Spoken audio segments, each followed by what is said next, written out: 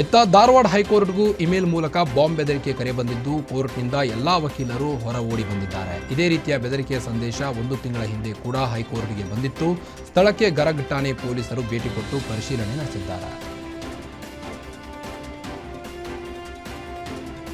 ಇನ್ನು ಮಂಡ್ಯದ ಕೋರ್ಟ್ಗೆ ಬಾಂಬ್ ಬೆದರಿಕೆ ಕರೆ ಬಂದಿದ್ದು ಆವರಣದಲ್ಲೇ ಆತಂಕದ ವಾತಾವರಣ ಸೃಷ್ಟಿಯಾಗಿದೆ. ಬಾಂಬ್ ಬೆದರಿಕೆ ಹಿನ್ನೆಲೆ ಕೋರ್ಟ್ ಕಲಾಪ ಸ್ಥಗಿತಗೊಳಿಸಿ ಜಡ್ಜ್ ವಕೀಲರು ಹೊರಬಂದಿದ್ದಾರೆ.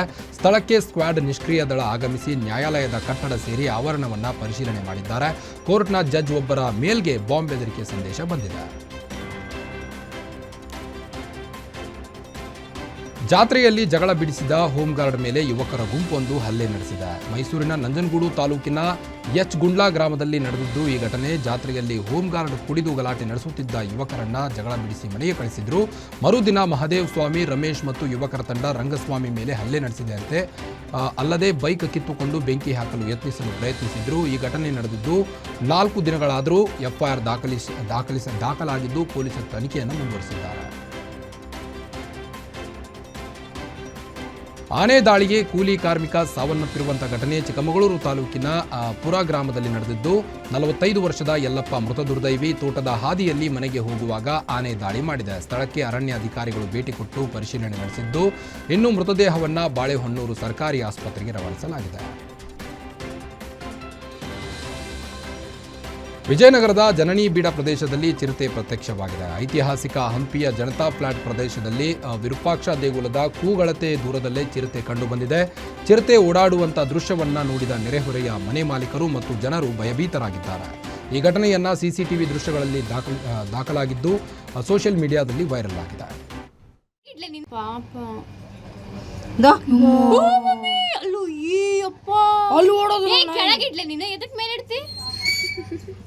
ಹೆಂಗೈತ್ ನೋಡೋದು ಮಮ್ಮಿ ನಾವು ಅಲ್ಲೇ ಪಾಪ ಅಲ್ಲೂ ಈ ಅಪ್ಪ ಅಲ್ಲಿ ಓಡೋದು ಕೆಳಗಿಡ್ಲೆ ನೀನು ಎದಕ್ಕೆ ಮೇಲೆ ಇಡ್ತಿ ಹೆಂಗೈತ್ ನೋಡೋದು ಮಮ್ಮಿ ನಾವು ಅಲ್ಲೇ ಪಾಪ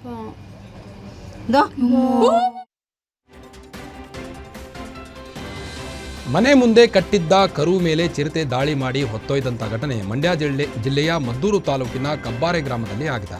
ಕಳೆದ 3 ದಿನಗಳಿಂದ ಹಸು, ಮೇಕೆ, ಕುರಿಗಳ ಮೇಲೆ ನಿರಂತರವಾಗಿ ಚಿರತೆ ದಾಳಿ ನಡೆಸುತ್ತಿದ್ದು ಚಿರತೆ ದಾಳಿಯಿಂದ ಗ್ರಾಮಸ್ಥರು ಭಯಭೀತರಾಗಿದ್ದಾರೆ. ಚಿರತೆ ಸೆರೆ ಹಿಡಿಯುವಂತೆ ಅರಣ್ಯಾಧಿಕಾರಿಗಳಿಗೆ ಗ್ರಾಮಸ್ಥರು ಆಗ್ರಹಿಸಿದ್ದಾರೆ. ಚಿತ್ರದುರ್ಗದ ಮೇಟಿಕುರ್ಕೆ ಬಳಿ ಇರುವಂತಹ ಸಾಯಿಬಾಬಾ ಮಂದಿರಕ್ಕೆ ಬಿಜಿಎಸ್ ಗ್ರೂಪ್ಸ್ ವ್ಯವಸ್ಥಾಪಕ ನಿರ್ದೇಶಕರಾದ ಶ್ರೀ ಪ್ರಕಾಶನಾಥ ಸ್ವಾಮೀಜಿ ಭೇಟಿ ನೀಡಿದರು. ಬೆಂಗಳೂರಿನಿಂದ ನೇರವಾಗಿ ಕಾರಿನ ಮೂಲಕ ಆಗಮಿಸಿದ ಸ್ವಾಮೀಜಿಗಳನ್ನು ಭಕ್ತರು ಬೃಹತ್ ಹೂಮಾಲೆ ಹಾಕಿ ಭಕ್ತಿ ಭಾವದಿಂದ ಸ್ವಾಗತಿಸಿದರು. ಮಂದಿರಕ್ಕೆ ಭೇಟಿ ನೀಡಿದ ಶ್ರೀಗಳು ಸಾಯಿಬಾಬಾ ದರ್ಶನ ಪಡೆದು ವಿಶೇಷ ಪೂಜೆ ಸಲ್ಲಿಸಿದರು. ಈ ವೇಳೆ ಮಾಜಿ ಜಿಲ್ಲಾ ಪಂಚಾಯತ್ ಅಧ್ಯಕ್ಷೆ ಸೌಭಾಗ್ಯ ಬಸವರಾಜನ್ ಸೇರಿದಂತೆ ಹಲವು ಗಣ್ಯರು ಶ್ರೀಗಳಿಗೆ ಸಾಥ್ ನೀಡಿದರು.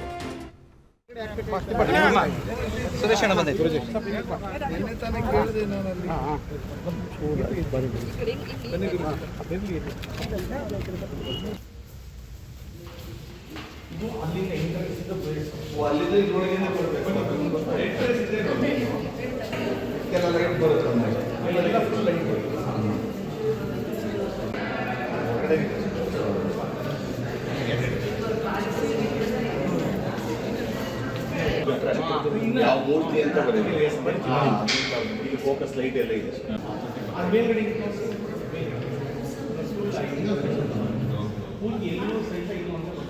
ನದಿ ಬೈ ನೀರು ಬರ್ತದೆ. ಬಿಲ್ಡಿಂಗ್ ಎಲ್ಲ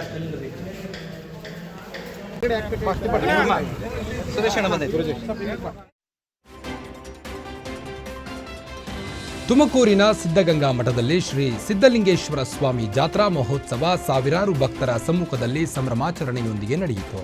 ಮಠದ ಆವರಣದಲ್ಲಿ ಶ್ರೀ ಸಿದ್ಧಲಿಂಗ ಸ್ವಾಮೀಜಿ ರಥೋತ್ಸವಕ್ಕೂ ಮುನ್ನ ಪೂಜಾ ವಿಧಿ ವಿಧಾನಗಳಿಗೆ ಚಾಲನೆ ನೀಡಿದರು. ರಥೋತ್ಸವದ ಮುಂಭಾಗದಲ್ಲಿ ಮಠದ ವಿದ್ಯಾರ್ಥಿಗಳು ವಿವಿಧ ಕಲಾ ಪ್ರಕಾರಗಳನ್ನು ಪ್ರದರ್ಶನ ಮಾಡಿದರು. ಸುಮಾರು 100 ಅಡಿ ಎತ್ತರದ ರಥವನ್ನು ಭಕ್ತರು ಎಳೆದು ಪುನೀತರಾದರು.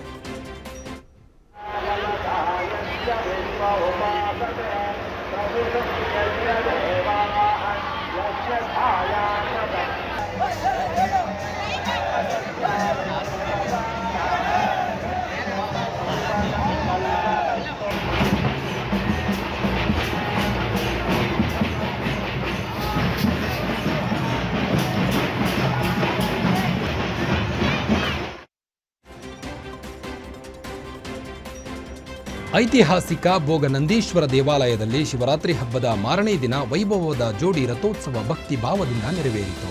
ಲಕ್ಷಾಂತರ ಭಕ್ತರು ಭಾಗವಹಿಸಿ ರಥೋತ್ಸವವನ್ನು ಕಣ್ತುಂಬಿಕೊಂಡರು. ಈ ಮಹೋತ್ಸವಕ್ಕೆ ಉಸ್ತುವಾರಿ ಸಚಿವ ಎಂಸಿ ಸುಧಾಕರ್ ಚಾಲನೆ ನೀಡಿದರು.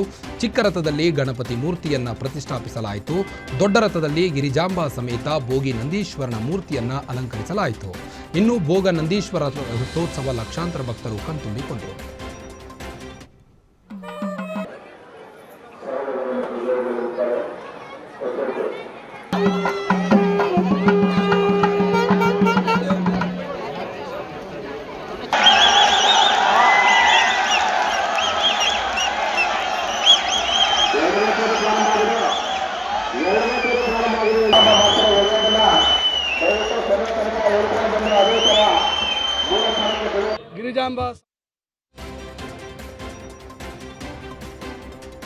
ಶಿವಮೊಗ್ಗದಲ್ಲೂ ಶಿವರಾತ್ರಿ ಸಡಗರ ಮನೆ ಮಾಡಿತ್ತು. ನಗರದ ವಿವಿಧೆಡೆ ರಾತ್ರಿ ಇಡೀ ವಿಶೇಷ ಪೂಜೆ ಜಾಗರಣೆ ಮಾಡಲಾಯಿತು. ಗೊಡ್ಡದ ಮಲ್ಲೇಶ್ವರ ದೇವಾಲಯದಲ್ಲಿ ವಿಶೇಷ ಪೂಜೆ ನಡೆಯಿತು. ಇನ್ನು ವಿನೋಬ ನಗರದ ಶಿವಾಲಯ ಸೇರಿ ಹಲವೆಡೆ ಹೋಮ ಹವನ ನೆರವೇರಿತು. ವಿಶೇಷ ಪೂಜೆ ಜೊತೆಗೆ ರಾತ್ರಿ ಇಡೀ ಶಿವನ ಆರಾಧನೆ ಮಾಡುತ್ತಾ ಜನ ಜಾಗರಣೆ ಮಾಡಿದರು. ಪುರದಾಳುನಲ್ಲಿ ಉದ್ಭವ ಬಸವೇಶ್ವರ ಜಾತ್ರೋತ್ಸವ ಸಡಗರದಿಂದ ನಡೆಯಿತು.